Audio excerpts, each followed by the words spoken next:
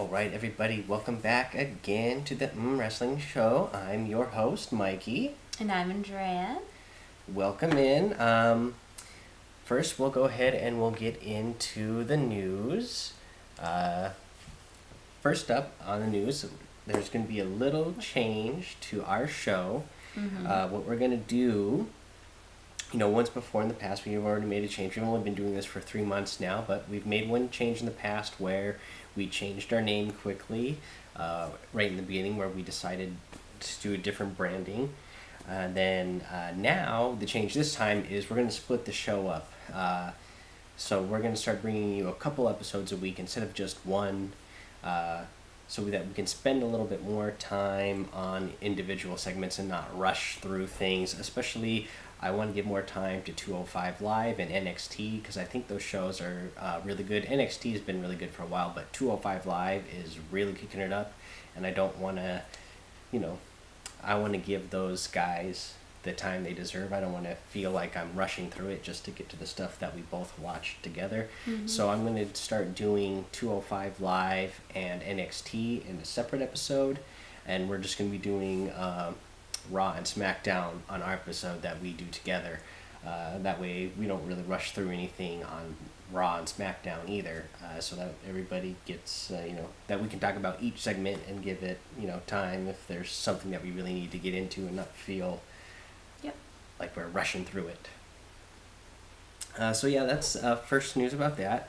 Some other news that we have going on around the WWE. One thing is that we have heard is Samoa Joe has been medically cleared to return as well. So, maybe he's going to make a surprise entrance at WrestleMania. Maybe he will be in the the Battle Royal Memorial. Maybe he would show up. Maybe he could be the partner that Brock Lesnar chooses. Not Brock Lesnar, Braun Strowman chooses for his tag team match. Yeah, so... Yeah, what would you think? I don't know how much of Samoa Joe you've seen. I haven't seen him. No, I know you've seen him because Blaine has watched him, so I know you've seen him a little bit.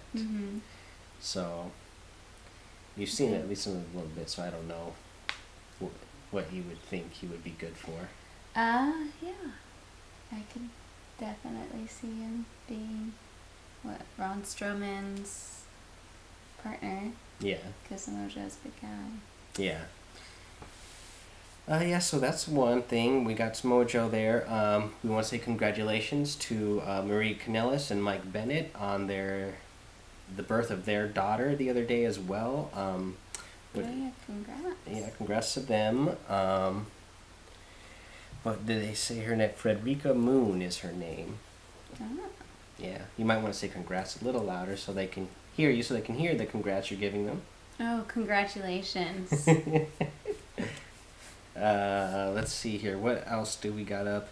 So there is rumors that Brock Lesnar is going to leave the WWE for the UFC after WrestleMania.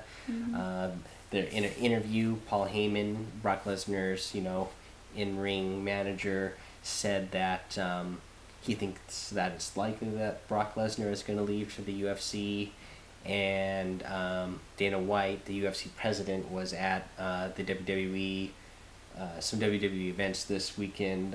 I think he was there I don't know if he was at the Hall of Fame event or if he was just there,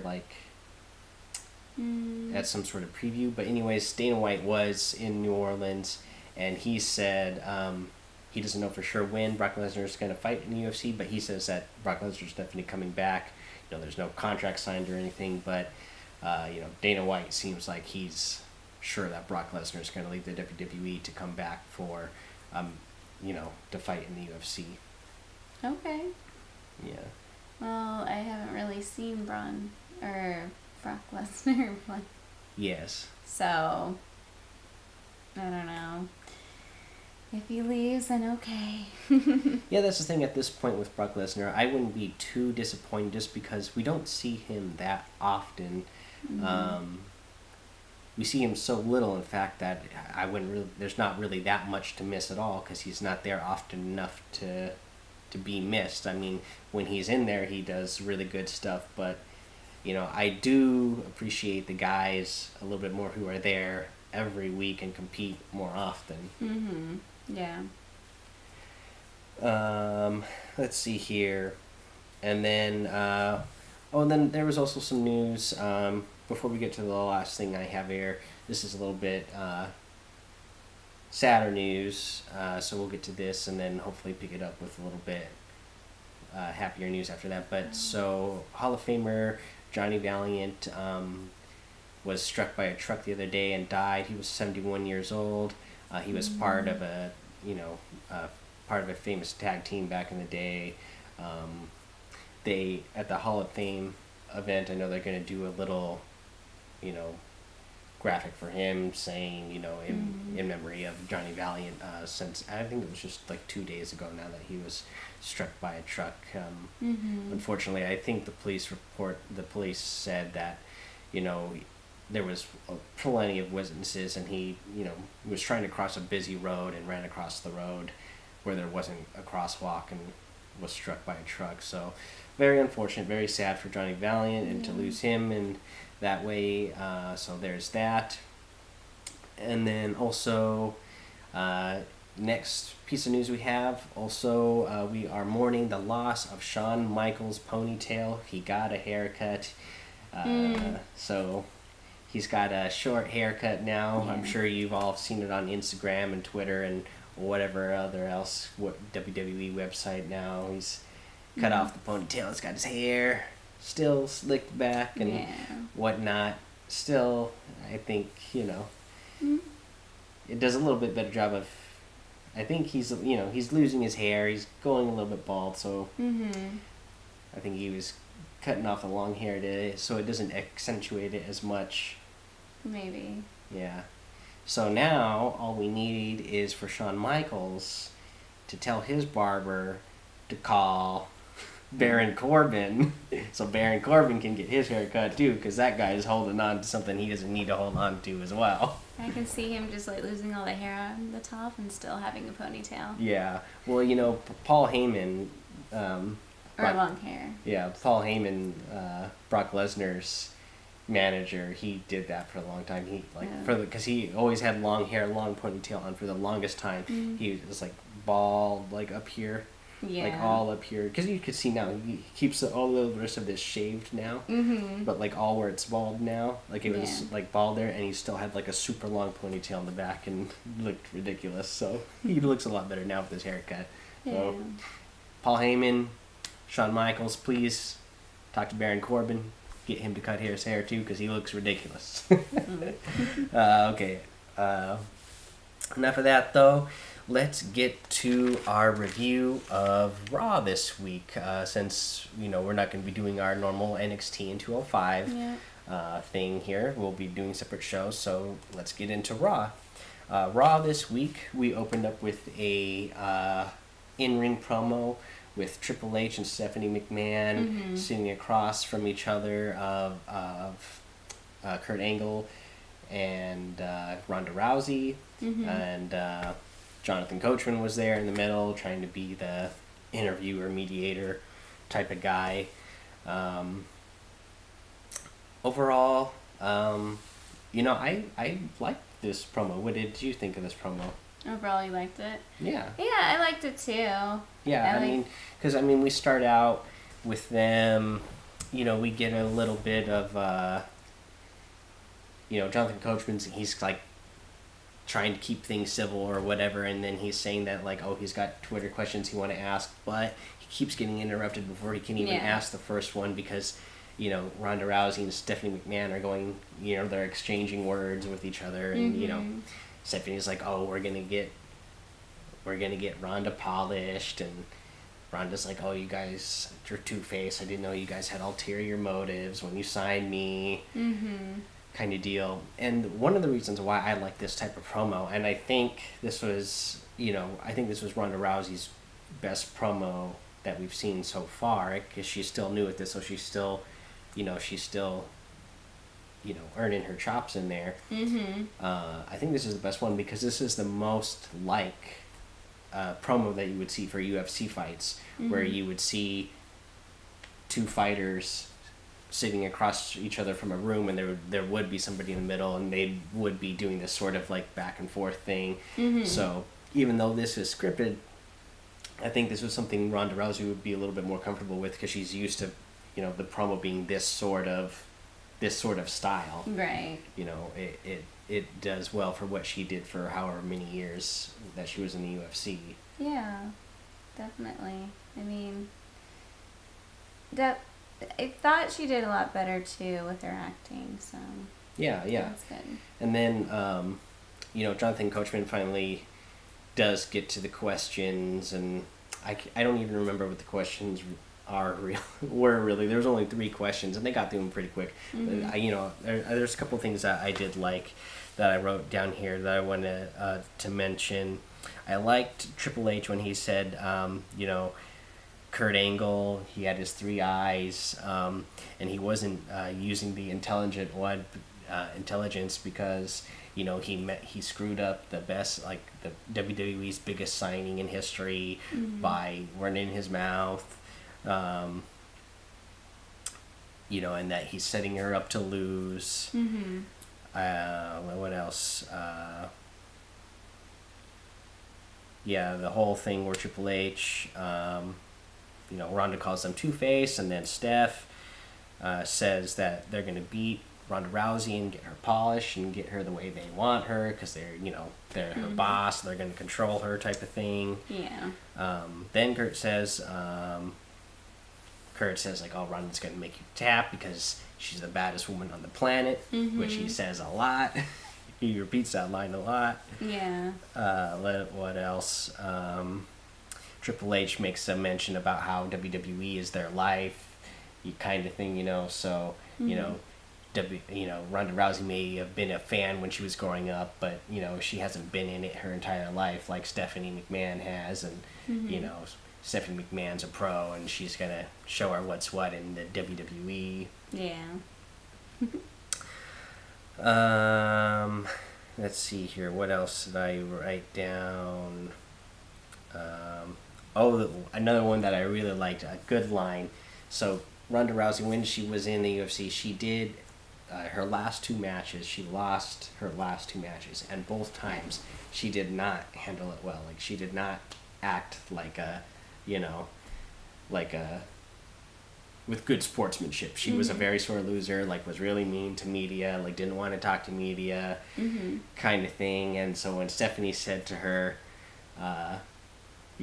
Stephanie McMahon, like, it was going to be a real shame for Ronda because her first match in the WWE and it's going to be at WrestleMania, and it's going to be a loss. And she's like, we all know how you handle losses. And the whole crowd was like, ooh, because they knew it was a sick burn. Like, that's a that's a shoot. Like, it wasn't, that's something like, that's a real life thing. It's not just, part of a storyline. Like, it is something that they're bringing up about her past. So I like that too, because it does bring a little bit of that realism into the acting, where you're like, okay, yeah, this is going down. Like, they're gonna fight. Oh man, I can't believe she just said that.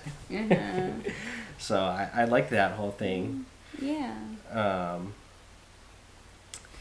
What else? Ronda says she's gonna rip Stephanie's arm off.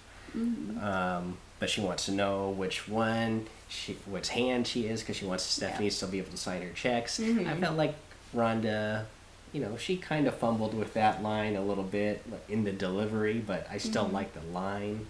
Me too. I like the line, but she definitely, the fumbling was just like, wish she could just like deliver it. Yeah, her timing wasn't quite right. Like I said, I mean, she's still getting used to this type of thing, so she'll get it down.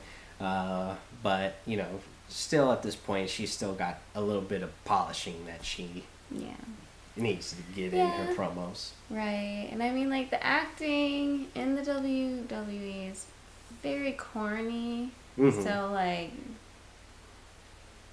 she's right now, she's pretty corny. So yeah, I was gonna say. I mean, it's not. Yeah, it's not like she's acting in Shakespeare, or she's, she's not acting in like a Paul Thomas Anderson film or something, or like she doesn't have to be like the greatest actor. Like she just has to get to a certain point and then she'll be there. She just got to learn a couple things to be a good enough actor to do these types of things. Like I'm sure she can handle getting to that point when she gets used to it. And I can kind of feel like it seems like being in front of a crowd that big, like she's not quite used to that yet either, and speaking like that. She was in the UFC. But most of the time, UFC, your promos, they're not in front of a big live crowd like that. You normally will have, like, when you do those face-off things, it's, like, mostly media that's there in the room, like, watching you and, like, flashing their cameras and whatnot. It's not, 13,000, 20,000 fans in a basketball arena all there just to see you cut a promo. So she'll get there. But what I really liked about this promo too, when they get up, they all face off just like they would in a, they always do like a little face off like this in the UFC, like when or in boxing. So they kind of do that thing. And then Triple H hits Kurt Angle in the back of the head, cheap shot type of deal, and Ronda Rousey goes over and she chokes Triple H, and man, that looked good. Like, she put that choke on good, and Triple H did a good job of selling it, making it look like he was like he would like drop down to one knee and like was holding his neck. Like it looked like, oh dang, she's really choking him. And then Stephanie came over and slammed Ronda through the table.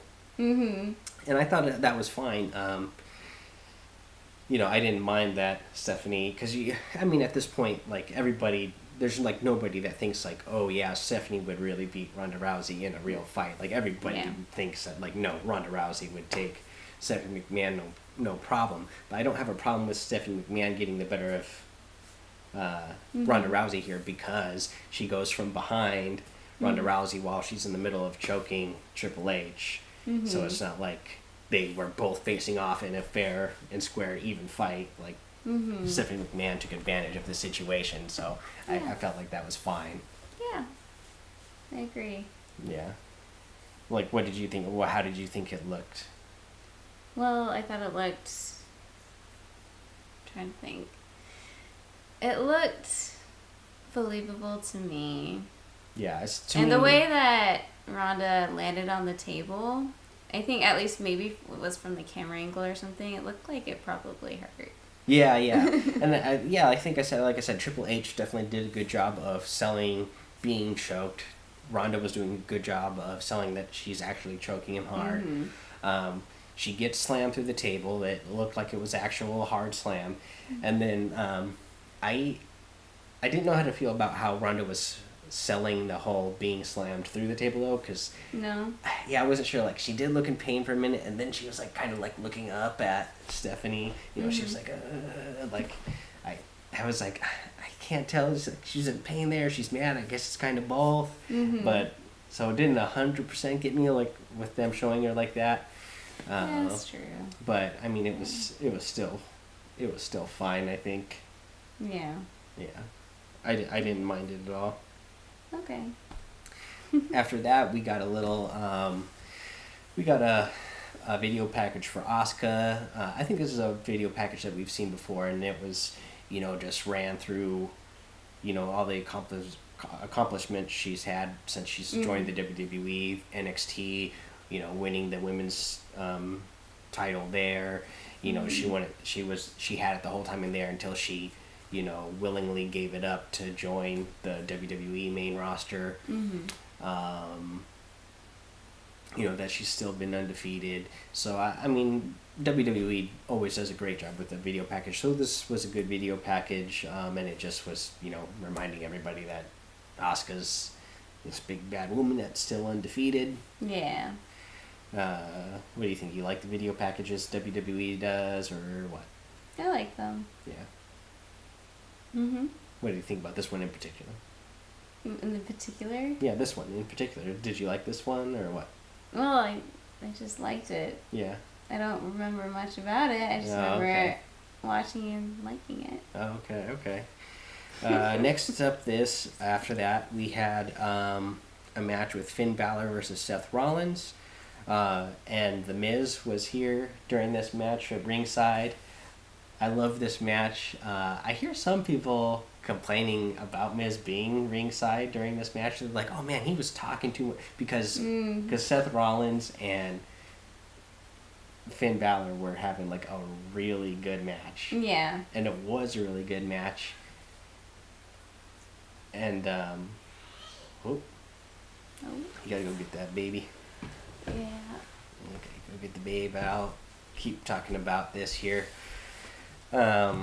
So Finn Balor and Seth Rollins, they were having like an awesome match. I mean, it was hot, a lot of good high spots, really fun match to watch. And the part I heard people complaining about was the Miz ringside, and that he was distracting from the match. And to me, I loved it. I felt like Miz was great on the ringside announcers table. He was doing a good job of announcing. He kept bringing up his daughter, Monroe Sky Mizanin, as he kept saying over and over during the thing. I don't know how some people weren't liking it. I mean, for me, I was like, man, this guy's, I feel happy for the guy. He just had this daughter. He's super happy, and he like during the whole match, he was talking really good about Seth Rollins. He was talking really good about Finn Balor. He was just helping them get over, like talking about how great both of them are. Even at one point, Jonathan Coachman asked him, like, "What, are you a changed man? Like you're talking really nice about your opponents." And Miz like, "Well, yeah, I have a daughter now." So I don't know, being a dad myself, and I know Andrea feels the same way about being a mom. When you got kids, it does change you somewhat. I mean, you're still the same person, but the love you feel for your kids changes you just a little. Makes you want to root for them. But yeah, so during the match, let's see here, Seth Rollins actually ended up getting the win here. Again, this was a really good match. A lot of good false finishes. I can't wait to see the triple threat match at WrestleMania, just to see what The Miz is going to add to the chemistry there between Finn and Seth. Like, if you throw The Miz in there, is that going to throw things off, or are they going to be able to pull it off and make it even better? Because the match between just Seth and Finn was already really awesome. Okay, after that, we had Kurt backstage going up to Paul Heyman and asking him, "Hey, please, like, you guys, Brock Lesnar and Roman Reigns, they're gonna have they're gonna be the main event at WrestleMania. So please, when you go out there tonight, don't say anything that is gonna provoke Roman Reigns, because we don't want you guys to get fight even more and end up getting hurt before WrestleMania." So, Paul Heyman's like, "Oh yeah, don't worry.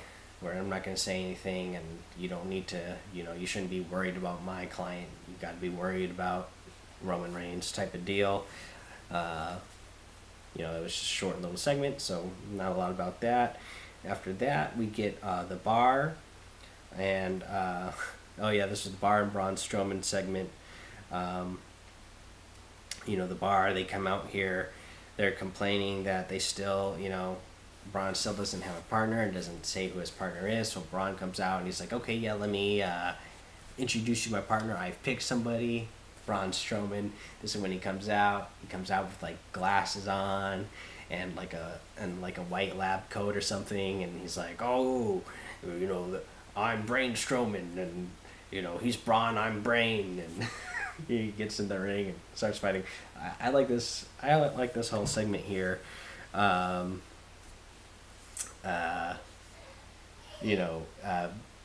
Eventually Braun gets in. He rips off the glasses and the shirt and starts beating up Cesaro and Sheamus.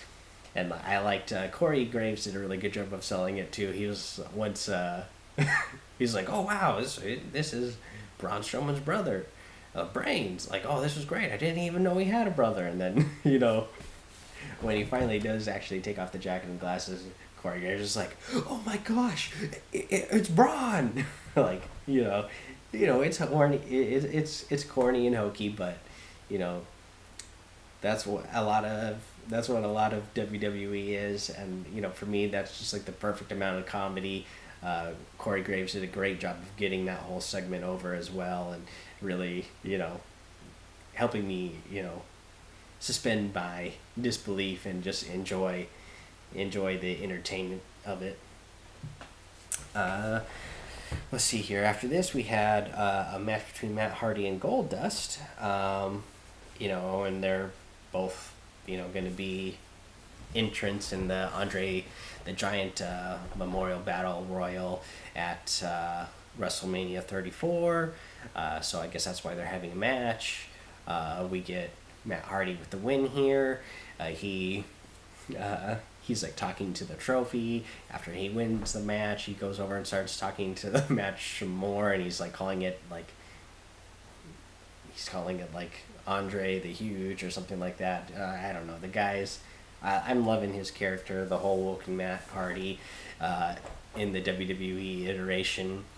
I think it's great. I can't wait to see more of it whenever they get around to doing more of it. I can't wait to see him in the Battle Royal at WrestleMania, which is in 2 days now, so I'm really excited for it. Yes. Aha! Hi. Got the baby back down? I hope so. Okay, good. I just want to, since you're back, oh, I skipped over one match anyway. So there was one match that was Bayley versus Sonya Deville. Bayley ended up getting the win here, and then Absolution attack Bayley. Sasha comes out to help, and then Sasha wants Bayley to raise her hand, right? Type of deal. And then they don't, so they fight, yeah, or whatever. So they're both going to be in the Battle Royal. In the kickoff show for WrestleMania, so this is just furthering along the feud that they have going on in their friendship, and I'm sure there'll be more of a storyline that plays out as well, that it'll have some sort of effect, this feud that they're having, that's going to have an effect on the Battle Royal. Yeah. But at the end of the show, we'll do a little WrestleMania preview, so we'll talk more about that when we get to that point. I wanted to ask you, since you're back, we had the match with Finn Balor and Seth Rollins with The Miz on the mic. How did you like that? Well, I was kind of confused when they kept talking to The Miz and why they weren't focusing on the match as much, but then it kind of dawned on me, maybe they're just talking to The Miz because they want to further along, is he going to become more of a baby face now since he had a kid? Were they planning on that, or is he still a heel? Or yeah, for me, I think it was just a good moment in time to celebrate that his daughter was just born. So I'm sure everybody's happy for the guy, so you can't really knock him too much for being excited that he's a new dad and, gushing about it on the mic. I would too. It made me want to root. I am a big fan of The Miz, and I like to root for The Miz just because I think he does a really good job as a heel.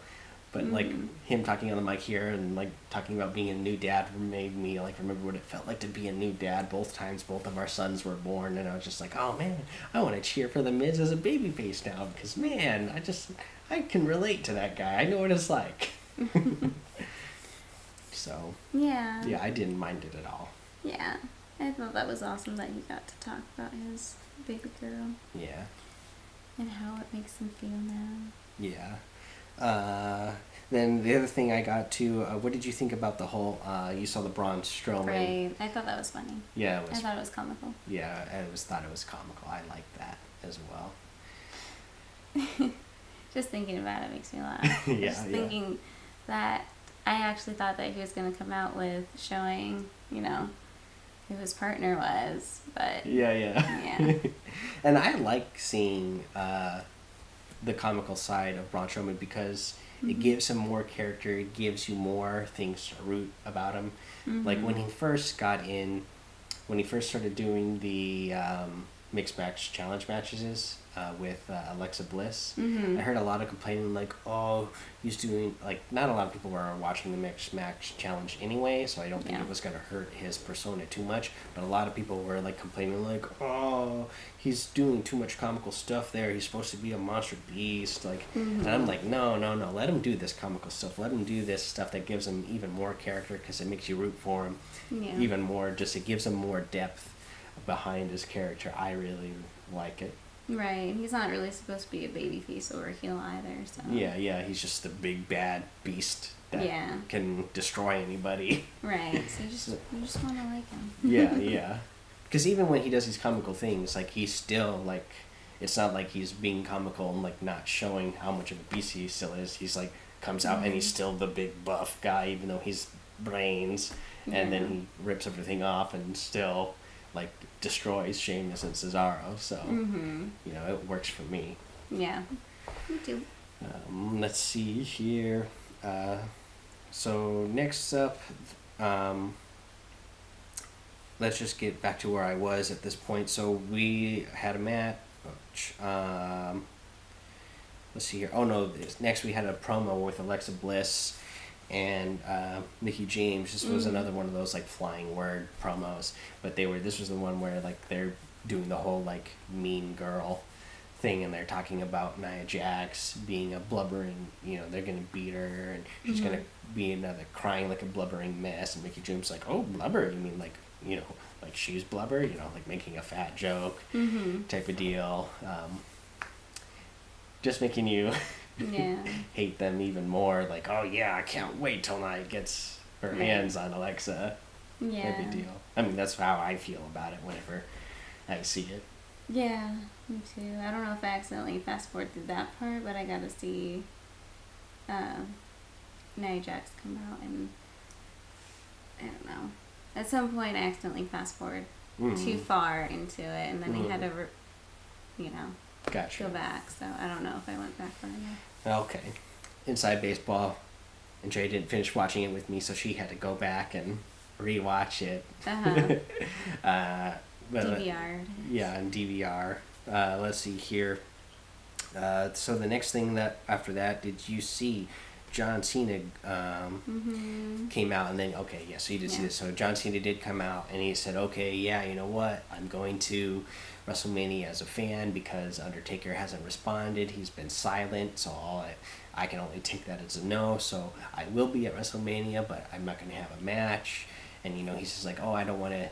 I'm not going to enter myself in the Battle Royal because I don't want to take a spot of a young guy.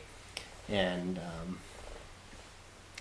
I've heard some people say like, oh, well, if you had a match with Undertaker, you're taking a spot on the main card. And to me, I'm like, no. And because he even makes an explanation for it. He's like, nobody's going to complain if you get two legends fight each other and you add that to WrestleMania. Nobody's going to complain if you add that. He doesn't like say like, oh, nobody's going to complain if we take a spot. Like, I think he does a good job with his wording to like say like, oh yeah, to make the whole thing logically make sense that like, yes, like just be like, I would be taking somebody's spot if I entered myself in the Battle Royal, but I'm not taking somebody's spot if they add us in a match. So I thought that logically worked out. Let's see here.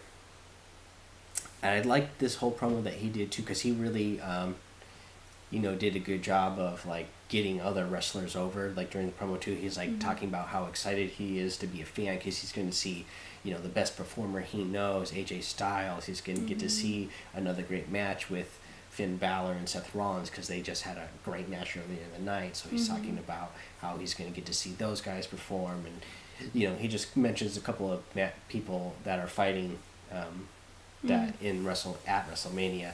So I really like the fact that the guy, not only is he in there, I'm sure there's people out there who believe he's not going to have a match. We know what's happening. but there's people out there who, you know, don't might actually think that he's not going to have a match. And so he's out there acting like, oh man, I've had all these losses, but you know, I'm gonna hold up my head up high and still have a match. So like, but at the same time, he's really giving, you know, high praise to the other talent out there. So I like the fact that he's doing that. Yeah. And then rallying up the audience. Yeah, he did a good job of riling up the audience. I mean, because at the end of this, the fans were actually chanting Cena, or like John Cena. They were just saying Cena, Cena, Cena, and they, you know, usually the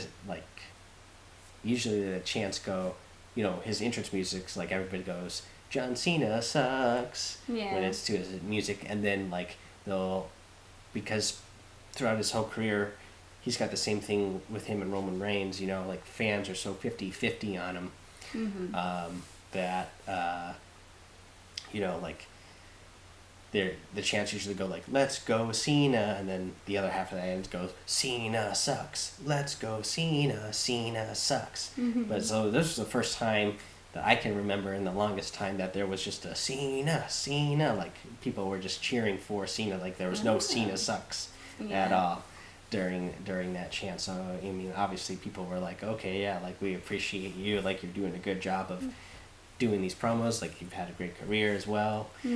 So I thought this was good overall promo. To me, I know the match is going to happen. That Undertaker and John Cena is going to happen. You know, all these other people out there who think they know what they're talking about, and they're complaining that like, oh gosh, how come we still didn't see Undertaker at Raw? We thought you're supposed to at least show us Undertaker before WrestleMania. How could you wait till WrestleMania for Undertaker to show up? That's just ridiculous. And as we all know, the last week I said, oh, we know Undertaker's gonna show up next week, and you know they'll do something. You know, the gong for his song will ring, and they'll maybe, even if Undertaker isn't there, there'll be some sort of video message, and you know, he'll say like, okay, John Cena, I accepted. And I said that was because WWE and Vince McMahon they don't have the guts. That's what I said, that they didn't have the guts to just hold it off and wait till WrestleMania and have Undertaker show up at WrestleMania, like not show up at anything until WrestleMania. Well, I guess I was wrong, because that's what's going to happen. Like, I don't know how they're going to do it, but like for me, but you know for sure the Undertaker. I know for sure the Undertaker is going to be at WrestleMania. There's going to be a match between John Cena and Undertaker, and I cannot believe like I that was like what I would like when I, after the first couple of weeks of John Cena doing the whole calling Undertaker out and Undertaker not being there, you know, after the first couple of weeks I was like, okay, you know what, this would be great if Undertaker didn't show up until WrestleMania. And I thought like, okay, yeah, that's the dream now, because that would be so crazy. WWE has never done anything like that before. You always have some sort of graphic, some sort of picture that you can show on your advertisement, like, oh look, these two legends are gonna fight each other. But no, like, I was like, man, they're not gonna have the guts to do something like that. Yeah, like how crazy would it be? Like, you have to, you know, like, you're taking a big risk in doing that, so you have to be like, you have to have some guts to try to pull something off like that. So I'm liking it. I love the way they're doing the promo. I love, you know, like, I don't think John Cena's coming off as too much of a jerk. I think he's just coming off as somebody who's like, man, desperate. He's a legend and still wants to wrestle at WrestleMania, so he's just been trying to get another legend to come out to fight with him so that he can have a match.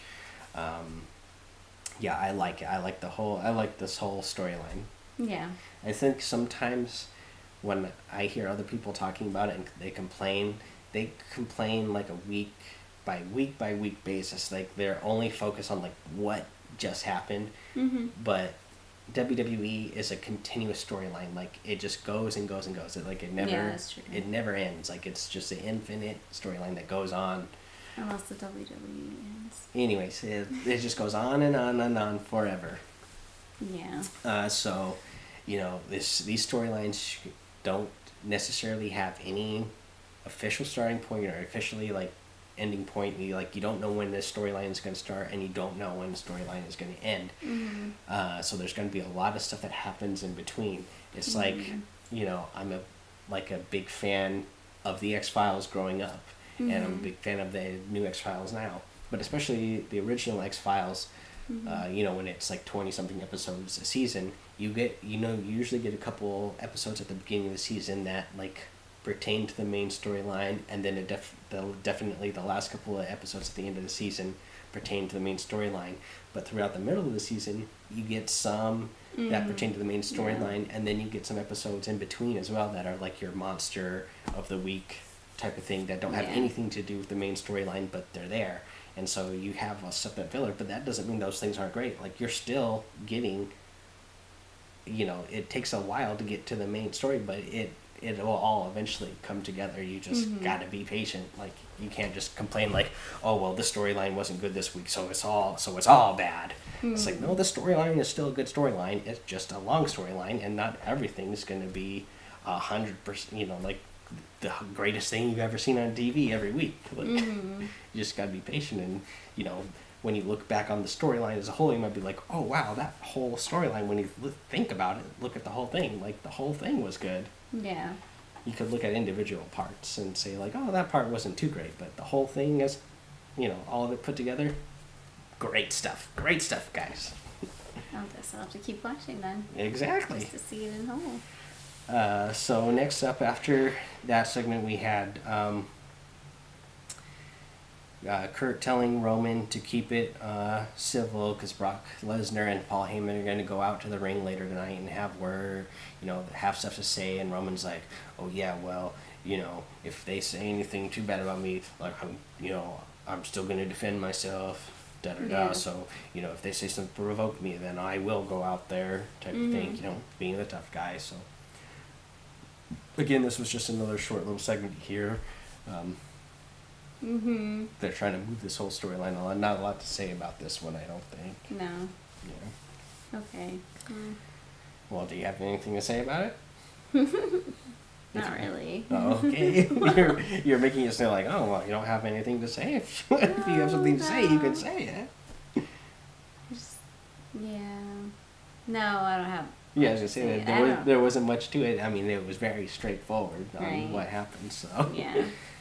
So next up after this, we had a match between Elias and Heath Slater. Elias got the win here. I'm still excited to see what Elias is going to do at WrestleMania. I don't think he's going to be in the Battle Royal and the kickoff show. He says he's going to have a performance, so I'm sure he's going to do some sort of performance, but I'm still excited to see like what that performance is going to entail. Like, there's the rumors are even running more rampant now, like, oh man, The Rock. Is The Rock going to show up, and is he going to be a part of it? And then I think I didn't read an article or something. I saw something somewhere where The Rock says like, oh well, he's like, oh, I'm not going to be there, type of thing. But you never can believe these sort of things. If if a wrestler says they're going to be there, or if they're not going to be there, you can never believe it on WrestleMania, because if they are going to be there, they always try to keep it secret so that it's a big surprise type of deal. Yeah. So, yeah. But anyways, Elias got the win here. Yeah.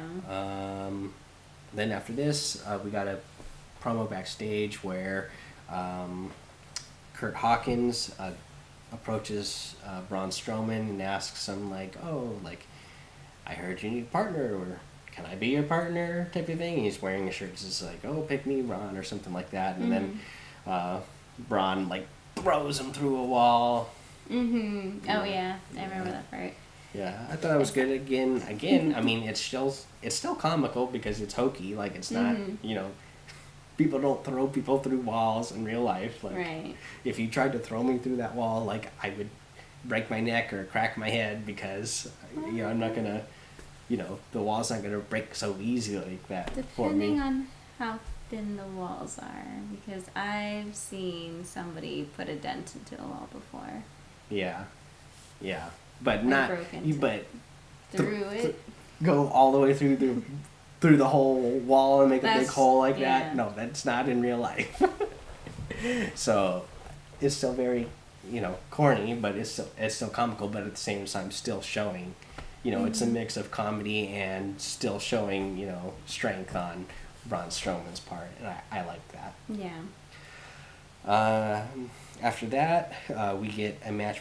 Oh no, this was the interview that Nia Jax does with Renee Young. Mm-hmm. And I liked a couple things here with Nia Jax saying, like, oh, don't let others define you. Mm-hmm. She says she's confident and strong in who she is, and everybody should be, type of thing. So obviously, gotta like that message. Mm-hmm. Let's see here. Oh, and then she like calls Alexa a insecure little girl, and she's gonna get her, type of thing. We are back. Thank you for turning that off. We forgot to turn off our Amazon Alexa here again. We don't want to be interrupted. But yeah, what did you think about that? Yeah, I like the message. Yeah, I like the message too. I thought it was good. I thought it was a good promo. I like seeing Nia Jax and doing her interviews. Yeah, me too. I think it's getting, really good reaction as well. I think it is really making people like want to cheer and root for Nia Jax, because traditionally, because she is so much bigger than everybody else, traditionally she would be the heel because she's bigger and stronger than everybody. Normally, her type of character would be like the person who's mercilessly beating everybody else up and bullying everybody else because she's bigger and stronger than everybody. But I like the whole flip of oh yeah, I'm bigger than everybody and I get made fun of for it, but it's Right. okay to be just who I am type of deal, and be okay with it type of thing. So I like it. Yeah. After this, we get a match of Alexa Bliss and Mickie James versus Asuka and Dana Brooke. Dana Brooke does a lot of the heavy lifting in this match. He's in the match most of the time with Asuka on the side of the ring. Mm-hmm. Asuka finally does get in, and Asuka and Dana Brooke end up getting the win. Mm-hmm. Alexa and Mickie James attack Asuka after this, and Nia runs out. And just when I thought Alexa was going to get away, Nia grabbed Alexa by her hair and was getting ready to drag her back in, but Mickie James came in and attacked her from behind, and so Alexa did end up getting away, but then, Nia did a big Samoa drop on Mickie James and Oh yeah. got the best of her, and hopefully that'll be a good preview of what we're going to get on WrestleMania. Yeah. I really would like to see, because Alexa is so much smaller than Nia Jax, I would love to see Nia Jax just go to town on Alexa, give her a couple of Samoa drops, and give her the big leg drop that she does, and Mm-hmm. Yeah, that would be fun to see. Yeah. I'm sure Alexa could take it. Yeah. Well, she can. She was like a bodybuilder, weightlifter, or something like that, competitor. So she's strong. I'm sure she can handle it. Yeah. Yeah, but I like this whole storyline that they got going on. Yeah, me too. After this was the closeout to Raw, where we end up with Paul Heyman and Brock Lesnar entering the ring. The other WWE superstars, and it looked like it was the tag team division, the whole tag team division is right. standing on the stair entrance on the ramp down to the ring, guarding it, and then Paul Heyman and Brock Lesnar get in there. So Paul Heyman calls out the fans, and what did he say? He made a call out to fans, saying oh, you guys think it's Roman Reigns' destiny to win, but it's not his destiny. And he's saying oh, Brock Lesnar's gonna do the F5 on Roman Reigns and get the pin, and he talks about how that's not a prediction. It's a spoiler because that's what he said about Brock Lesnar and Undertaker when they had their match at WrestleMania, when Brock Lesnar gave Undertaker his first loss at WrestleMania. Because at that point, Undertaker, he wasn't like undefeated in his career, but he, in all the matches that he had WrestleMania, he had won all his WrestleMania matches. He was like 21-0 at matches at WrestleMania, and then Brock Lesnar gave him his first loss, and so Paul Heyman's like, you know, making an allusion to that, which makes it feel more real because it's like, oh, okay, you know, the time that Paul Heyman said that before, like, oh, you know, I'm not telling you it's prediction, I'm telling you it's a spoiler, because he's also talking to the smart fans out there, the smarks, you know, I think they really know the business, you know, that, you know, he's like saying like, oh no, I'm telling you it's a spoiler, that's what's gonna happen, you know, type of thing. So I thought it was an effective promo. Let's see here, what did I write down here? Oh, that's right, because Paul Heyman also said that like Brock Lesnar doesn't feel like anybody else is worthy of holding the Universal Championship, so he's not gonna let anybody beat him, or he's not gonna leave until he thinks that somebody is worthy, and there's nobody on the roster currently that is worthy. Right. But if Brock Lesnar decides to leave, yeah, well, he's gonna. If he decided to leave, then yeah, he would, you know. Does he want to take that title with him? That's something that, you know, a wrestler would do. Like somebody who was like mad at the business before he left. You know, there could be like, you know, like he might actually knock a guy out and, you know, pin him 1, 2, 3 in the match and not go with what the storyline was. Everything just to, you know, make people mad on the way out and. You know. Yeah. But anyways, so Roman Reigns, like, he's sick of hearing it, so he does come out to the ring, and, you know, the tag team guys are all gonna block him. Then he's just like, oh, come on, you guys, like, really, you're gonna let this part-timer, like, come in here and disrespect all of us, and, you know, not stand up to him, like, come on. So they all do a parting of the seas, let him go to the ring, and Roman Reigns like attacks Brock Lesnar, gets like 5 Superman punches on him, but Brock Lesnar still gets up, gives a F5 to Roman Reigns, and that's how it ended. Yeah. It's beautiful. Beautiful. Well, I knew you were gonna ask me what I thought. Well, yeah, I want to know what you thought. That's what our show is. It's all about our thoughts. Like, what did you think? Yeah, I thought it was pretty good. I don't remember much of it though. Yeah, so what they... I just remember them blocking off the thing, so who was it? Roman Reigns couldn't get in or something? Yes, Roman Reigns, so that Roman Reigns can get in, that's who the match is going to be between. Roman Reigns and Brock Lesnar. Well, I know. I'm trying to remember if he was not in yet, or if, like, because Brock Lesnar was in the ring already, doing the promo. And you know what? That. Okay. You know what? I bet you didn't even watch the part. Which part? The part where Roman Reigns. You know what? If this was the end, yeah. I probably didn't get to see it because it cut off. I'm thinking because that's right. You didn't finish watching it with me. I didn't get to. And you watched it on the DVR, and I went back and checked, and I saw that the recording stopped before it got to the end. But yeah, so at the end, so that you know now. So in the end, Roman Reigns gets in there, and he attacks Brock Lesnar and gives him Superman punch 5 times, and Brock Lesnar still was able to like eventually get himself back up. It didn't keep him down. He didn't get knocked out. So then he gets up and gives an F5 to Roman Reigns, and that puts him out. Yeah, I forgot to check with Hulu to see if it was on there. So yeah, so... I just never got around to it. So, but overall, like, this is another one. So this is the go-home show. That's what you call the show, like, right before a pay-per-view event. So this was, like, the Raw right before WrestleMania. So this is our go-home to WrestleMania Raw. Like, this whole storyline that we've had going on with Brock Lesnar and Roman Reigns, like, what do you think of the storyline overall?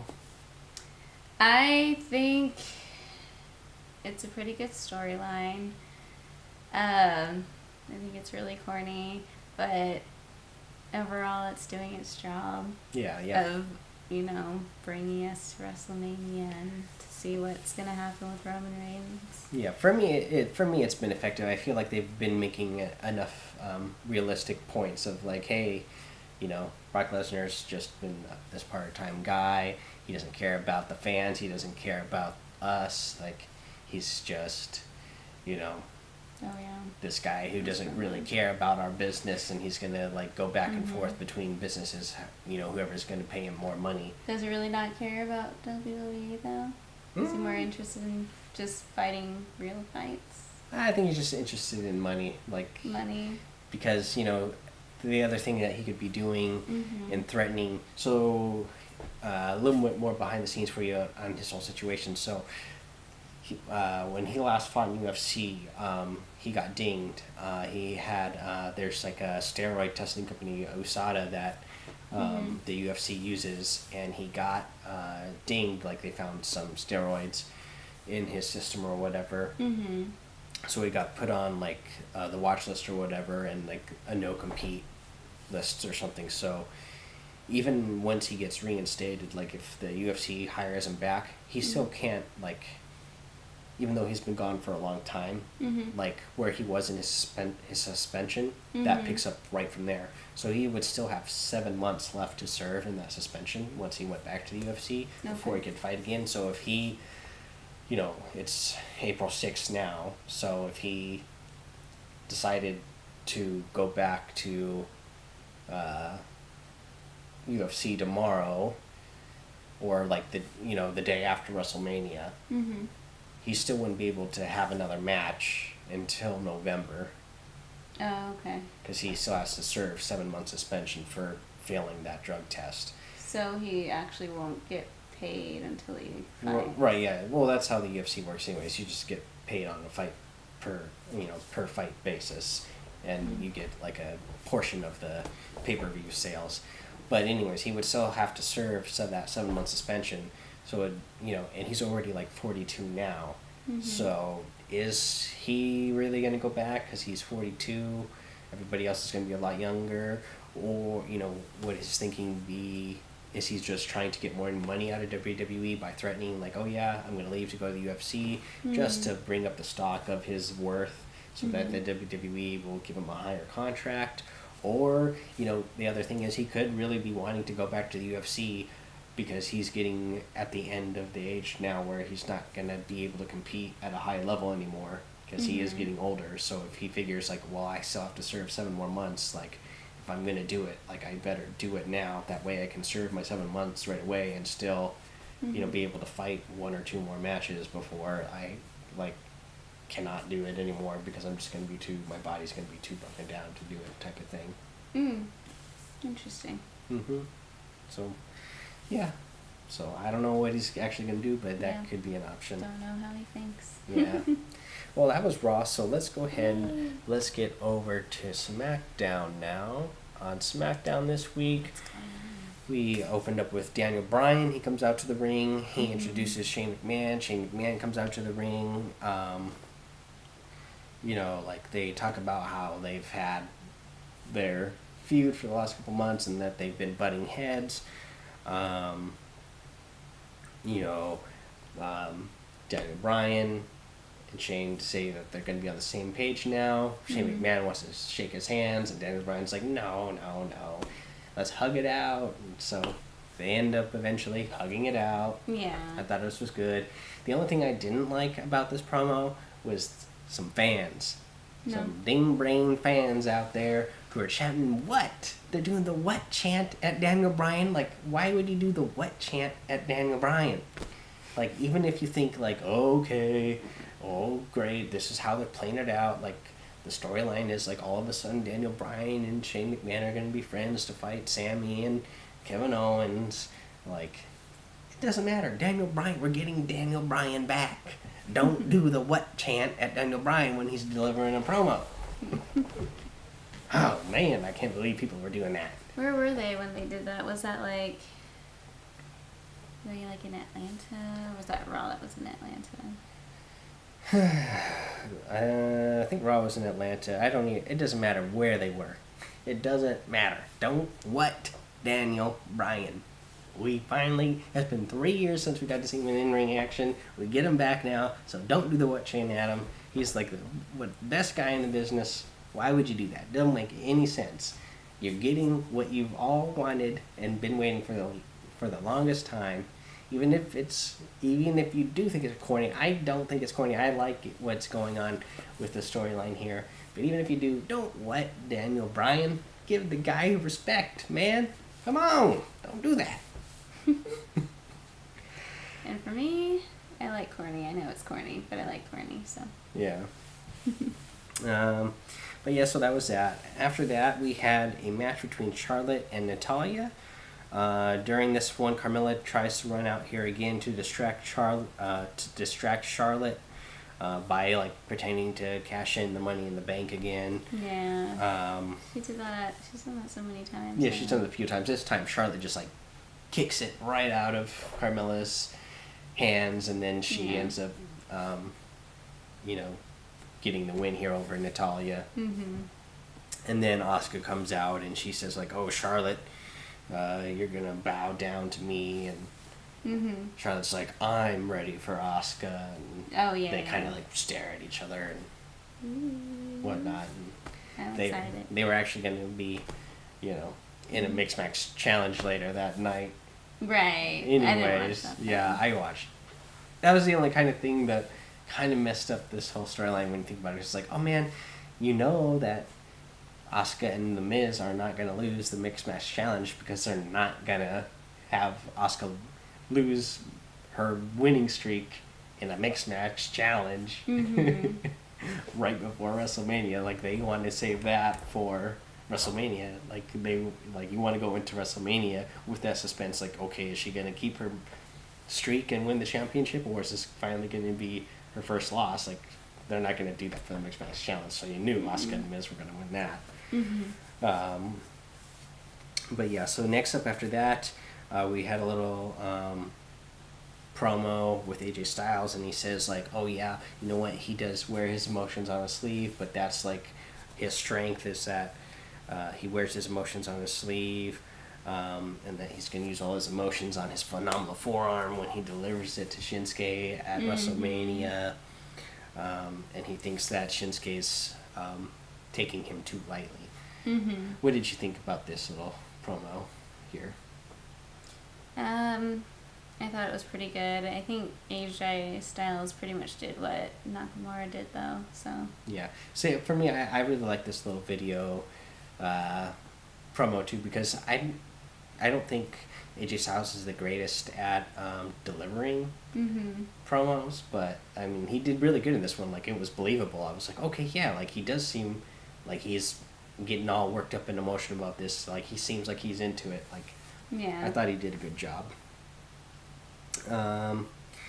Let's see here. After this, we got a video package that was the whole Daniel Bryan and Shane McMahon versus Kevin Owens and Sami Zayn thing. And this video package is one of the things that I'm talking about, how, like, it showed all the way back to when Kevin Owens was, when he headbutted Vince McMahon, and then everything up to now. Like, there was a lot of stuff in this storyline, because I think they were probably still in this middle of the storyline trying to figure out, like, okay, are we going to have Daniel Bryan? Is he going to be medically cleared? He was probably getting really close, so they sometimes, like, went really strong with it, and then sometimes they kind of backed off on what was happening in the storyline and the feud between the two of them.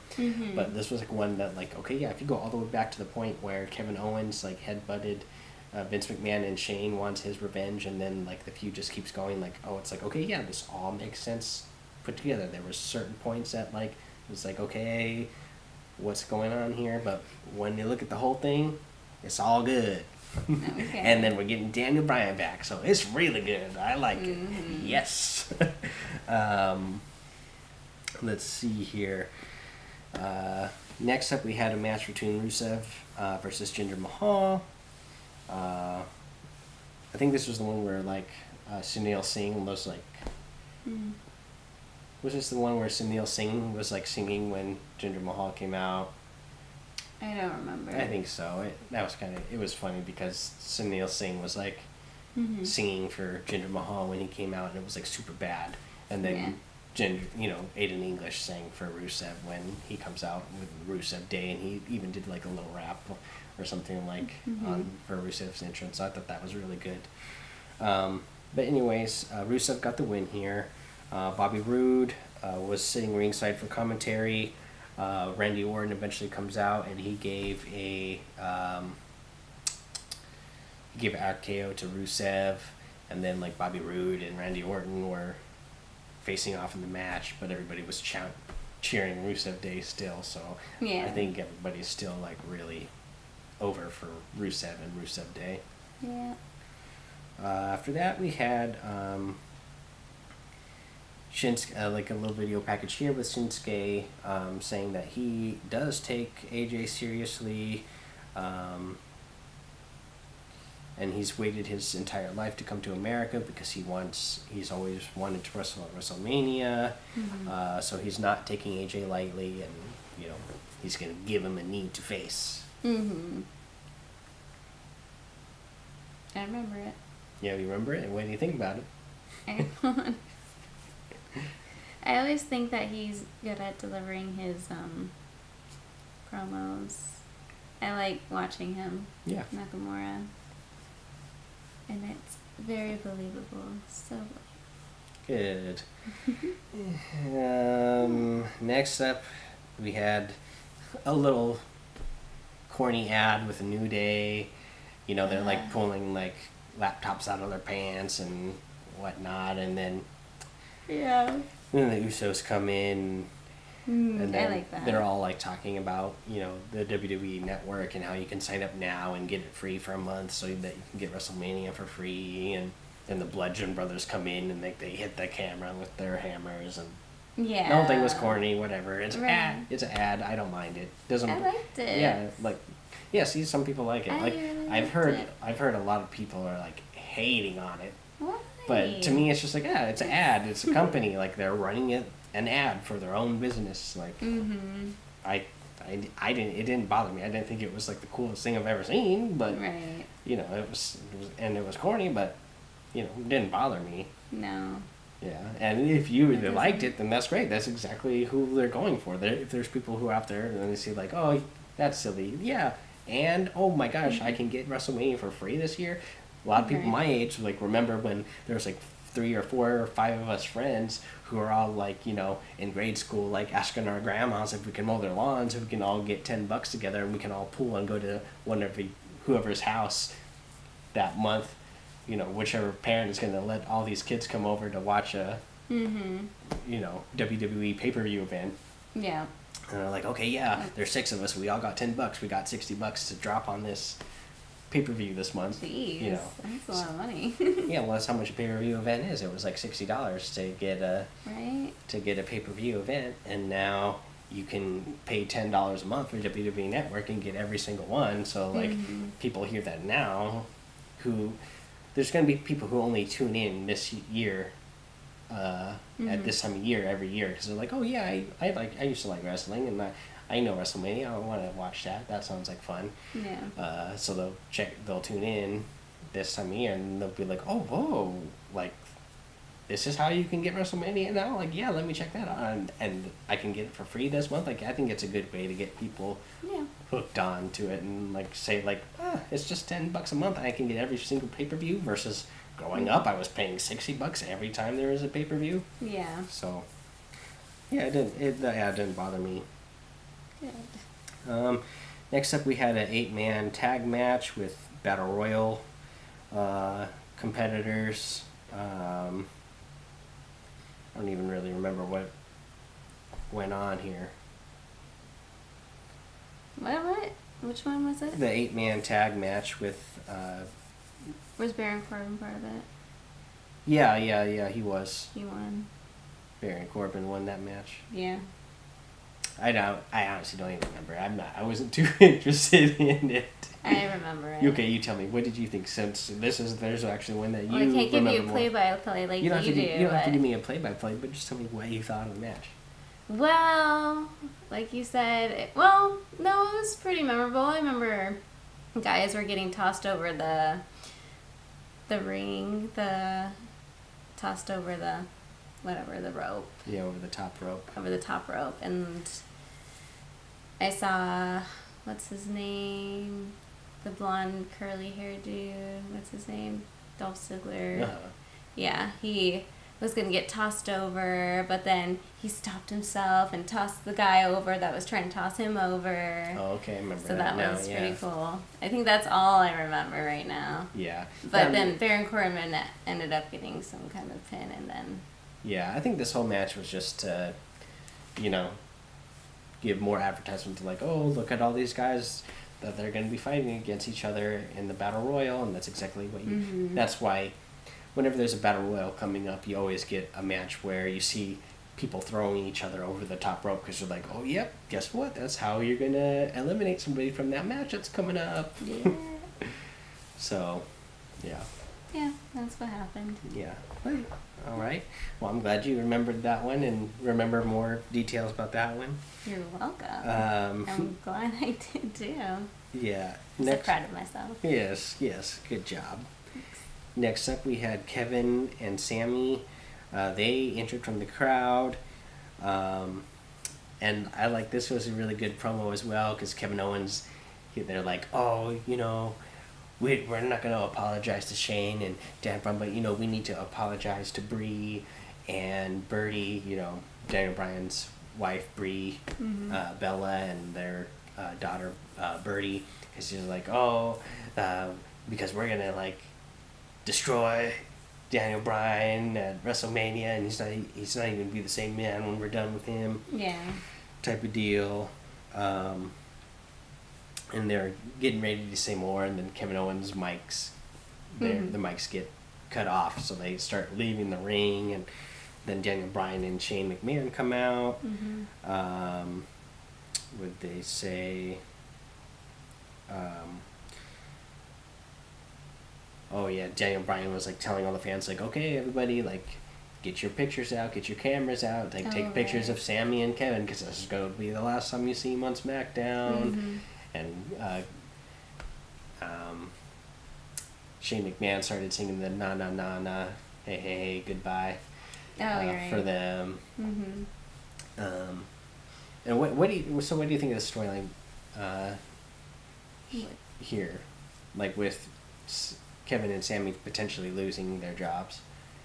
Well, I think that does make it more interesting, but not believable because I don't see them losing their jobs. Because here's what I say and here's what I think. So they have specifically said that they will be fired from SmackDown, and so after WrestleMania there is going to be. Wait. But if they did get fired from SmackDown, maybe they would move to Raw. Exactly. So after WrestleMania, there's going to be a superstar shakeup that they do where they have each, manager from each show drafts. They put everybody into a pool and then they draft them.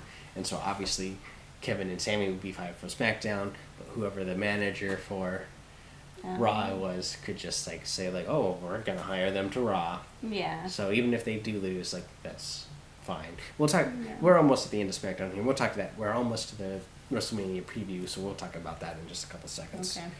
Well, let's get to the last match that we had on SmackDown. At the end here, we had AJ and Shinsuke teaming together in a tag team match versus Chad Gable and Shelton Benjamin. AJ Styles and Shinsuke Nakamura got the win here. And then at the end, AJ, let's see here. I think Chad and Shelton attack Shinsuke. AJ gets them out of the ring or something, and then AJ does that whole he's about to give a phenomenal forearm to Shinsuke, Yeah. but he stops at the last second and then pats him on the head, just like Shinsuke did to AJ the week before. Yeah.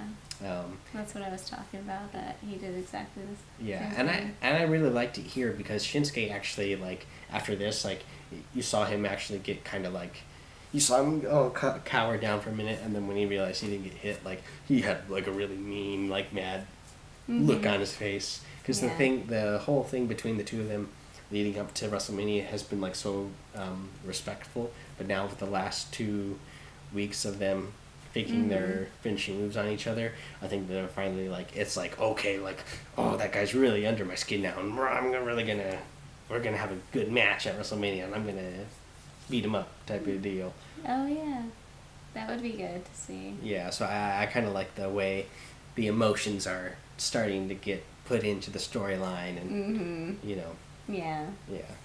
They're just trying to make each other mad. Yeah, so right I now. can't wait to see that match at WrestleMania. And speaking of WrestleMania, let's go ahead and talk about WrestleMania now. Do a little preview and give our predictions. So WrestleMania 34. I don't think we actually have a order set on what the matches are gonna be, but I put them in the order that I thought we could see them in. We do know which matches are gonna be in the kickoff of it, so we'll do that first. I'm actually gonna change the order of one match right here that I have written down now, because I don't think I'd want to see 2 battle royals in a row. So first up, we are going to say let me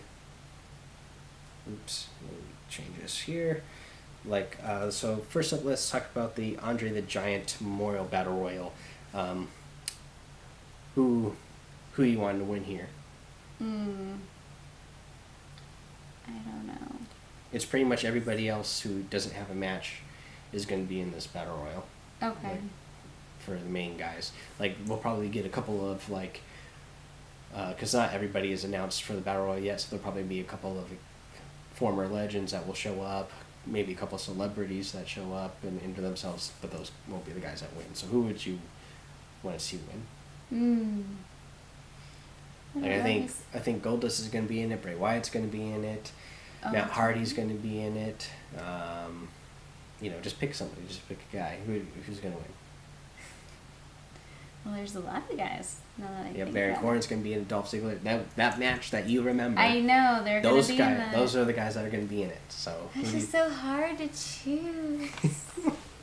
Who do I really want? For me, who I want to win, I'm going to write myself down for Matt Hardy while you're deciding who you are going to want to win. I say Matt Hardy. I would like Matt Hardy, but I don't know if he would. Who do I predict would, though? That's hard to say. While you're thinking, I would like Matt. Just keep thinking, and I'll explain why I would like Matt Hardy to win. Matt Hardy, I'd like him to win, and then also, because he talks about using his vessel and then all these other spirits and souls entering his vessel and using them, so he could win this match and he could be like, oh yes, I've used Andre the Giant's spirit vessel has entered me to win the battle royal, and now I have even more power behind me, blah blah blah blah, whatever kind of character thing he would do. So I'd like to see him for that way. I'd like to see Bray Wyatt come out during this match as well, help Matt Hardy with whatever Bray Wyatt's new persona is going to be, since he has been deleted and has been, reincarnated now as whatever he's going to be. Right. How much you want to bet that Baron Corbin will win it? He could. I mean, he's a big giant guy, and it is Andre the Giant Battle Royal. Like, sometimes, like, they almost, like, predictably have, like, a big giant guy win this Battle Royal. Yeah.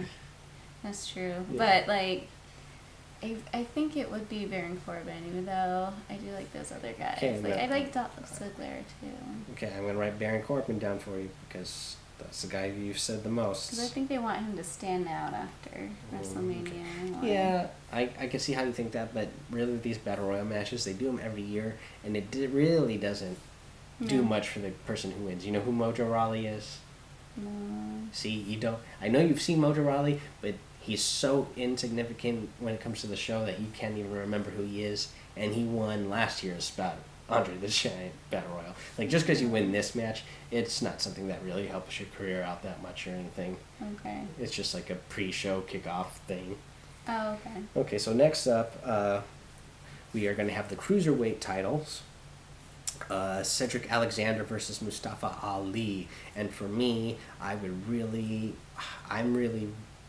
this is going to be a good match. Like, this might be as good as quite a few of the matches that's going to be on the main card, because both of these guys can really go. Cedric Alexander is really good in the ring, so is Mustafa Ali, but Mustafa Ali is a lot better outside of the ring, like with his whole persona and his character. He's a lot more charismatic than Cedric Alexander.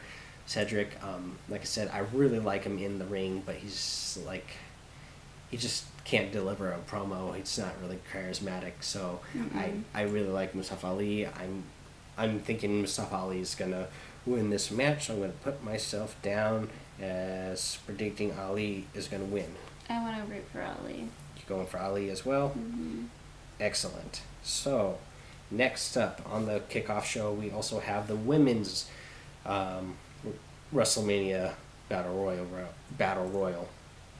Who do you think is going to win this? God, who's in it? The women. All women?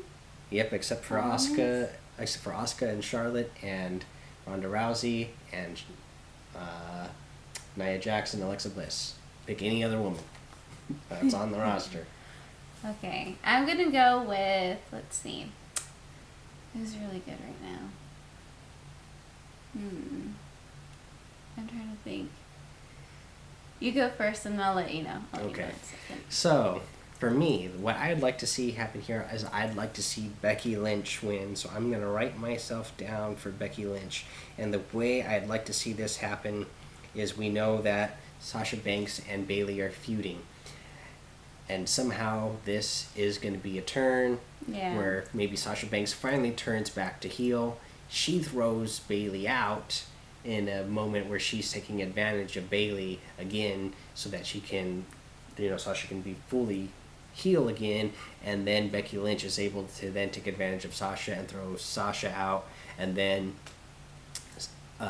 Sasha and Bayley start fighting even more outside the ring because they're so mad because, Sasha messed it up again for Bayley when they could have, if they would have helped each other out just a little bit, they could have thrown Becky out, and then one of the two of them could have won, and it would have come down to just those two. But Sasha couldn't let that happen. She tried to take advantage and threw out Bayley, and then Becky ends up getting the win. Yeah. So that's what I'd like to see. That's what I think Becky Lynch could win.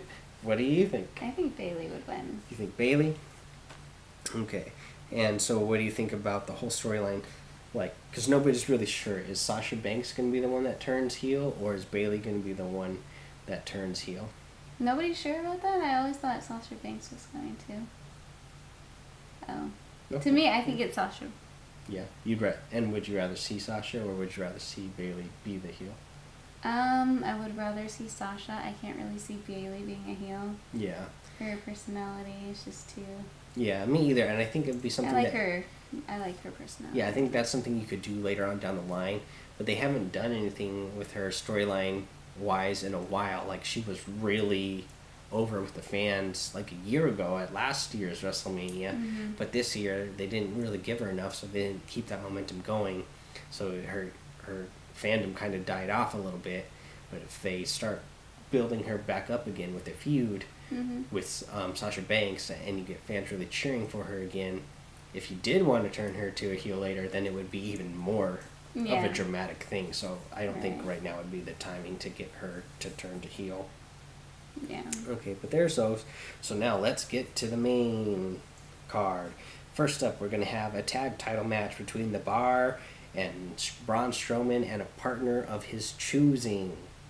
We still do not know who this partner is going to be. Who do you think is going to win, The Bar or Braun Strowman and his partner? I want to say Braun Strowman and his partner. Okay, so we'll put you down for Braun. I am also going to say that Braun is going to win. I don't know how this is going to play out. We don't know who's going to show up to be his partner, or, there's still a possibility where nobody's going to question him. Like, we've seen that in the past. If he says, like, I'm going out there by myself, I don't want a partner, and he goes out there and wins by himself, then it makes him look like even more of a monster. I don't think Sheamus and Cesaro are going to really be hurt too bad by that. Even if that was the case, but because the only other thing I could think of is if the Bar does lose, if the Bar does win, like, it would have to be because Braun Strowman is forced to have a partner, like, no matter what, and so he begrudgingly chooses a partner, and then it ends up being some weakling, like maybe, James Ellsworth comes back to be his partner or something, and then James Ellsworth takes the pin, because, he's James Ellsworth, and he's not going to beat Cesaro or Sheamus. Yeah. That's the only way I can really see Braun losing. Because I think eventually they're going to have bigger and better things for Braun. Like, he's going to be, hold the titles of one of the single matches, like, by himself. He's destined to be a universal title holder, I think. So, well, not destined. I want to say that because then, fans might get all upset like they do about Roman Reigns. But I think he's the kind of guy that is earning a spot to be, a case to have that universal title. Yeah. Next, after this, we have our U.S. title match between Randy Orton, Bobby Roode, Jinder Mahal, and Rusev.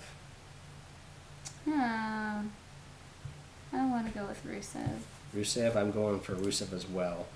Rusev was added to this match late, and there was a rumor that came out the other day that he got added to this match because fans were so over chanting that Rusev Day, and WWE haven't been giving him much lately. There was a rumor that maybe he went to WWE and asked to be released, and so then they said, no, okay, we'll start doing something with you, like, here, we're going to add you into the U.S. title match, type of thing, because at that point, he didn't have a match at WrestleMania, like, even though the fans were, like, cheering for him like crazy with the whole Rusev Day thing, so it was kind of crazy that he didn't have a match yet, so maybe there's truth to the rumor, I don't know, but either way, now that he is in this match, like, that's who I'd like to see to win this. Yeah. Next up after this, we have our Intercontinental title match with The Miz, Seth Rollins, and Finn Balor. Oh gosh, I bet The Miz will get it. That's who you're going for? Or he'll keep it, right? Yep, he will keep it. And I'm putting myself down for The Miz as well, because that's who actually I would like to see win. I would like to see The Miz, but if he lost now, I guess it would be perfect timing, because then he could take a little bit of time off, I guess, and, help at home with the baby. But I would like to see him win because he is so close to setting the record of holding the Intercontinental title the longest of anybody in history. I think this is going to be this. I didn't put a star next to this one. I think this one could be a possible,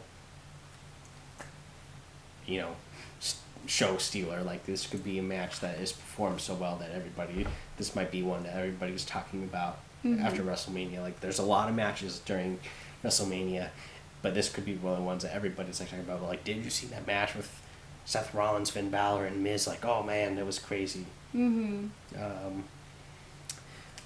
should put a star next to this next one too, because next after this we get the tag titles for SmackDown between Usos, New Day, and the Bludgeon Brothers. I'm gonna go with. It would be nice to see the Bludgeon Brothers get one. Yes, I am going to agree with you on this one as well. I would like to see the Bludgeon Brothers win here.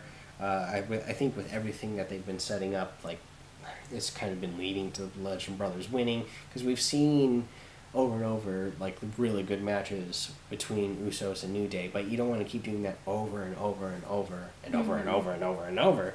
So I think it's time to get those titles on somebody else.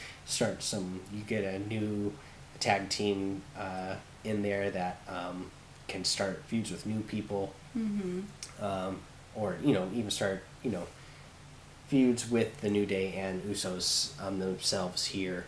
Yeah. And then maybe there'll be some NXT tag teams that get called up, and then they could be like the Authors of Pain. I know you haven't been watching NXT, but that's what I'd like to see, because I think the Authors of Pain, if they got pulled up and started feuding with the Bludgeon Brothers, I think that would be a really good matchup, because you'd have 4 big, humongous guys all going at it. Oh, those are like the big, hairy guys? No. Oh, those are weird. Those were 2 single match guys that you're Well, watching. I know, you're but talking, I was wondering if they were... No, because the match you were watching with me when I was watching it the other day, that was Killian Dane versus Lars Sullivan, and these are 2 big, like, really big, huge Hispanic guys, like they're twins, and they're like big, like the Bludgeon Brothers, so like I think they would be good to feud with them. Next up for this is another match I'm super excited to see. I think it's going to be Alexa Bliss versus Nia Jax. I think Nia Jax is going to like demolish Alexa Bliss here. Mm-hmm. Maybe Alexa Bliss is going to get in a good few hits. I think this is going to be a short match where Nia just annihilates Alexa, finally gets out all this frustration that has been pent up on, this person who's supposed to be her best friend and has actually been talking trash about her. Now she's going to get all that frustration out and take the championship. Yeah, I think Nia Jax is Nia as going well. to win the 2. Oh, yeah. Anything else you've got to say about that one? No, just that Nia Jax. I just feel like that's what they're leading up to, is that Nia Jax is going to win, because I don't know, the good guy's going to win this time. Yeah. So next up after this, we have another women's title match for SmackDown, Charlotte Flair versus Asuka. And this one is a tough one for me, but I'm going with Asuka. Okay. I guess in the middle of me saying what I'm going to do, you go ahead and interrupt me and tell us what you're going to do. So we know you're going for Asuka. That's good. For me, I'm also going for Asuka. I think they've done so much to build up her streak here and get her to the main roster. I think if you've continued her streak this long on the main roster, like, it has to culminate in her winning the belt. If she doesn't, I think whenever she loses, because it's such a long streak, it will be disappointing. But I think it's just more disappointing if you get all that far into the storyline and then you just don't get the title. Yeah. Then it's kind of like, oh, okay, well, that was all for nothing then. Like, yeah. Now what's going to happen? Is she going to win the title ever then? Because do I even care anymore? Like, she had that long undefeated streak, and then she couldn't even win the championship. So, yeah, we'll see. Next, after this, obviously could be a show stealer just because of who is in it. We're going to have Daniel Bryan and Shane McMahon versus Sami Zayn and Kevin Owens in a grudge match type of thing where Kevin and Sami could lose their job. I'm going to say Daniel and Shane will win. Kevin and Sami will be fired. Who do you think is going to win? I want to say Kevin and Sami will win. You're going to say Kevin and Sami are going to win. For me, it wouldn't hurt Daniel Bryan at all if he lost the match, because fans love him so much that he's not the kind of guy who, if you lose a match, that fans are going to be like, oh, yeah, I guess he's weak. Like, I guess I'm not going to root for that guy anymore. He's the kind of guy that you root for no matter what. So he wouldn't, like, his stardom wouldn't be hurt by a loss at all. But I think fans have been waiting to see him in a match for 3 years. Like, they've been waiting for so long. Like, people don't want to see his first match back and have it be a loss. Like, I think it would just be disappointing. And I'm thinking Daniel's gonna win here. Okay.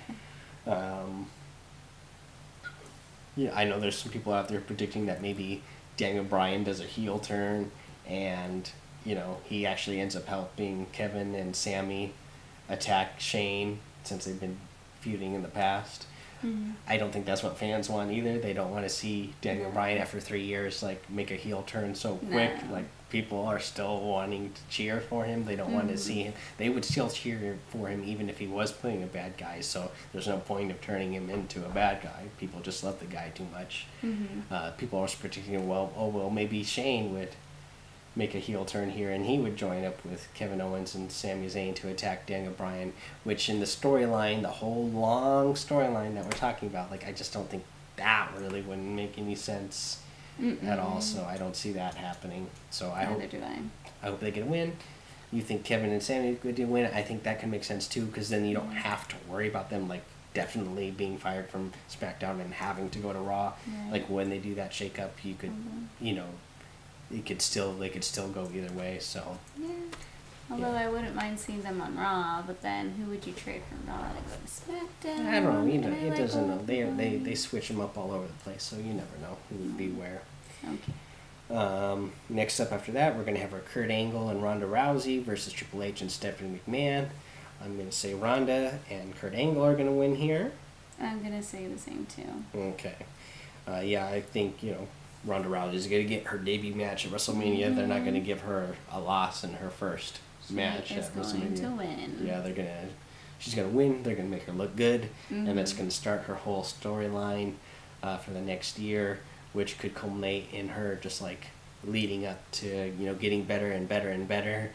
Getting starting out with lower opponents and then working her way up, and then at next year's WrestleMania, facing off against the still undefeated Asuka, and maybe, just maybe, Ronda Rousey hands Asuka her first loss ever, and Ronda gets the belt for the first time.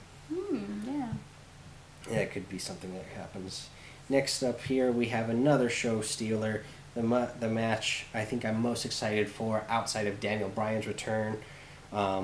AJ Styles versus Shinsuke Nakamura. I think these guys are going to do everything they can to tear the house down. I want Shinsuke Nakamura to win. You want Shinsuke to win. I am hoping Shinsuke will win too. I think, for me, this could be the main event. But I don't know. Because with Asuka and Shinsuke both winning, they both would be the first Japanese-born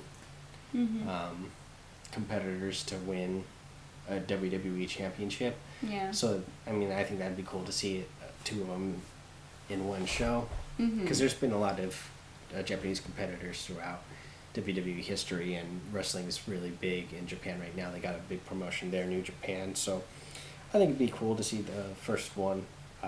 And I think Shinsuke has definitely earned it. He's a really good performer. And I think if you put the belt on Shinsuke, it's only going to help his character more. AJ Styles is American born. Everybody knows AJ Styles, and nobody is. He, speaks more English. So, I don't think his character is going to be hurt too much by a loss. He's lost before, and people still love the guy.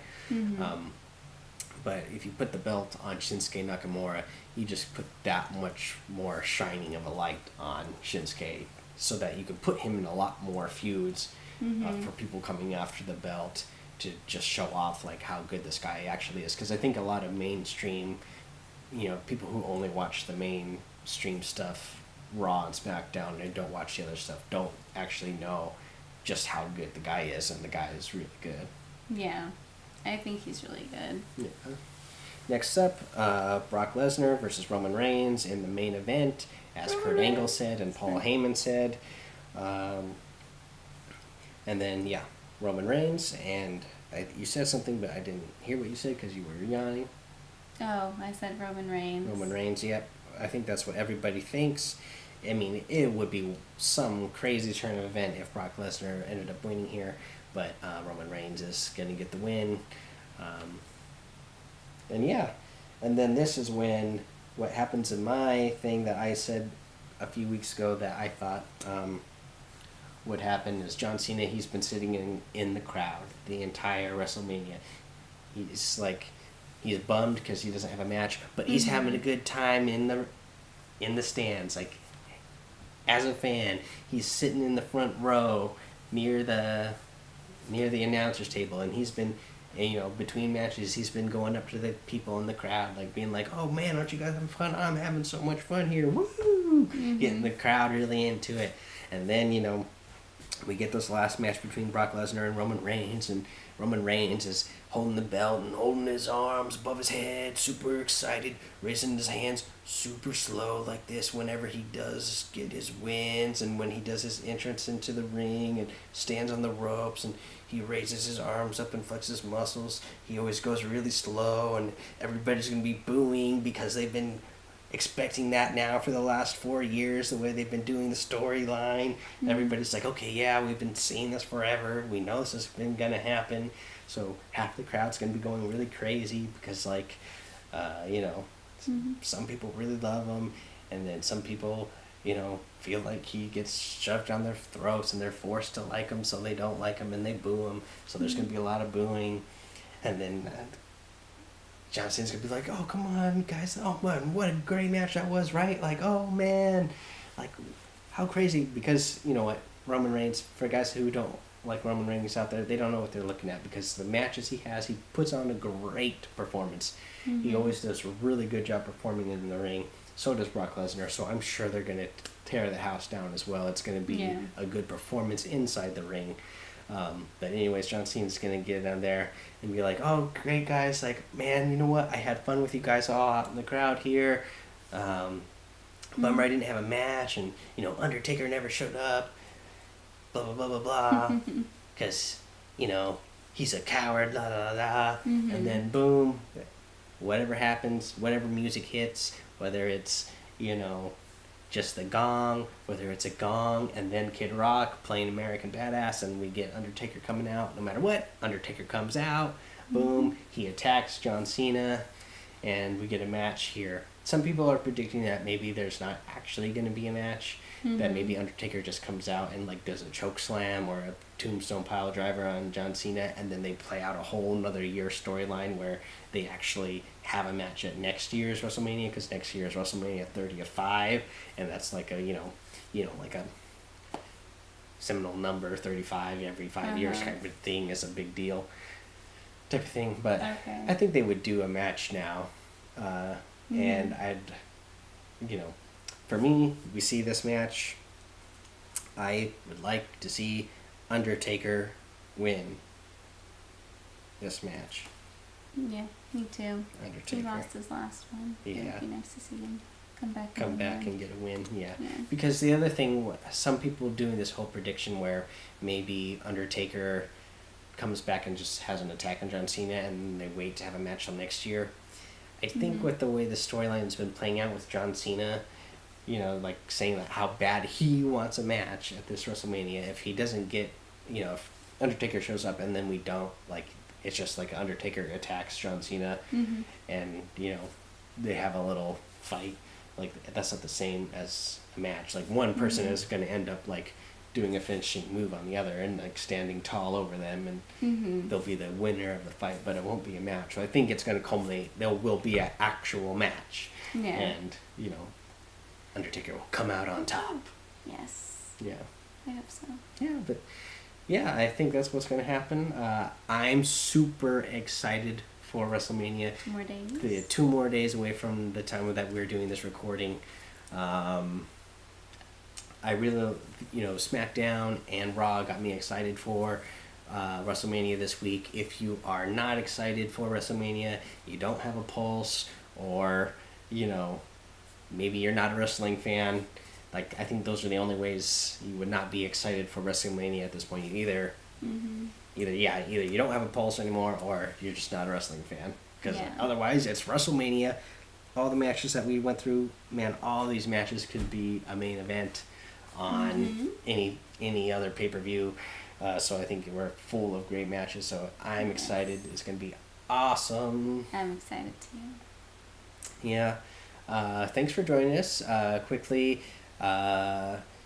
if you just for a quick suggestion for anything outside wrestling to do, which is going to be hard this weekend because it's WrestleMania weekend. There's a lot of wrestling to consume, especially with NXT TakeOver and everything this weekend. But if you want to check anything else out, go check out the rest of my YouTube channel that we got going on here. Yeah. We got we got this show.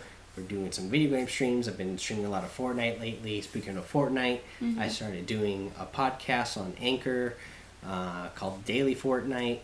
They're just like short, like 5-minute episodes every day where I talk about something in Fortnite really quickly every day. So that's an everyday thing. Go check that out. Again, look it up on Anchor. You can look it up on iTunes or wherever you get your podcast from. It's Daily Fortnite. Again, go check that out. Yeah, that's all the kind of suggestion I got this week. You have any suggestion for anything? I guess just drink plenty of water. Drink plenty of water. That is a good suggestion. I'm going to need to do that right after we get off here. So thank you guys for watching the show. All right, bye. Bye.